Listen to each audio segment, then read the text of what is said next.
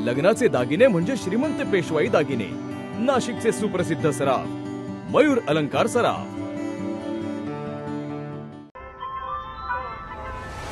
ताज्या बातम्यांसाठी नाशिक न्यूजच्या YouTube चॅनलला सबस्क्राईब करा आणि बेल आयकॉनला प्रेस करा।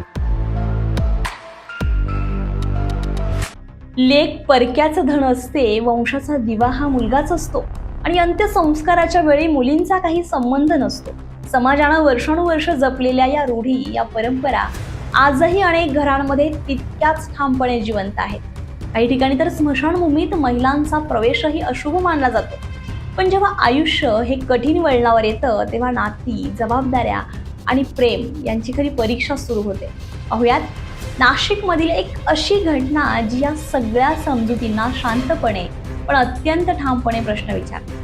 नाशिक जिल्ह्यातील चंद्रशेखर रामराव गायकवाड यांच्या निधनानंतर त्यांच्या कुटुंबावर दुःखाचा डोंगर कोसळला।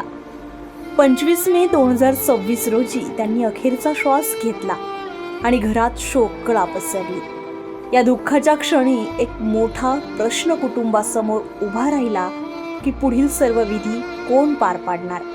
परंपरेनुसार ही जबाबदारी मुलावरच असते, मात्र मुलगा परदेशात होता आणि अशा वेळी त्यांची मुलगी पुढे आली। ॲडव्होकेट गीतांजली चंद्रशेखर गायकवाड हिने कोणताही गाजावाजा न करता वडिलांच्या अंत्यसंस्काराची संपूर्ण जबाबदारी स्वतःच्या खांद्यावर घेतली। 3 जून रोजी पंचवटी येथील रामकुंड परिसरात दशक्रिया विधी पार पडले।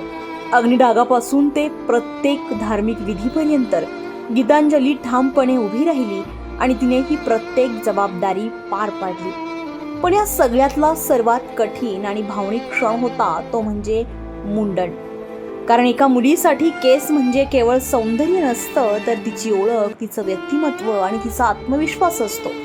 आणि तेच केस स्वतःच्या इच्छेनं गमावणं हा फक्त एक धार्मिक विधी नव्हता, तर तो होता एक मोठा त्याग आणि स्त्री पुरुष समानतेचा एक सामाजिक संदेश। डोळ्यात अश्रू, मनात वडिलांच्या आठवणी, तरीही चेहऱ्यावर ठामपणा ठेवत गीतांजलीनं मुंडन केलं आणि वडिलांना अंतिम निरोप दिला। त्या क्षणी ती एक फक्त मुलगी नव्हती, तर आपल्या वडिलांसाठी तीच त्यांचा वंशाचा दिवा बनली होती। हा प्रसंग पाहणाऱ्यांच्या डोळ्यात पाणी आणणारा होता, कारण त्यांनी फक्त एक विधी पाहिला नाही, तर त्यांनी प्रेम, कर्तव्य आणि संस्कार यांचं जिवंत उदाहरण पाहिलं। खरं तर आजही वंशाचा दिवा मुलगाच असतो, म्हातारपणाची काठी मुलगाच असतो, असं ठामपणे म्हणणाऱ्या समाजात नाशिकमधील ही घटना अनेकांच्या डोळ्यात अंजन घालणारी ठरते। कारण जी मुलगी आयुष्यभर पापाची परी म्हणून जपली जाते, तीच वेळ आली की वडिलांसाठी सर्वात मोठा आधार बनते, त्यांच्या शेवटच्या प्रवासातही खंबीरपणे उभी राहते आणि परंपरांच्या चौकटी मोडून जबाबदारी पार पाडते। त्यामुळे प्रश्न आता इतकाच उरतो की अजूनही आपण मुलगा मुलगी असा फरक करणार आहोत का? वंशाचा दिवा नेमका कोण आणि म्हातारपणाची खरी काठी कोण? की अजूनही जुन्या समजुतींना धरून आपण मुलगा सगळं काही असतो असं म्हणत राहणार आहोत? अश्विनी पुरी, नाशिक न्यूज, नाशिक। ताज्या बातम्यांसाठी नाशिक न्यूजच्या YouTube चॅनलला सबस्क्राईब करा आणि बेल आयकॉनला प्रेस करा।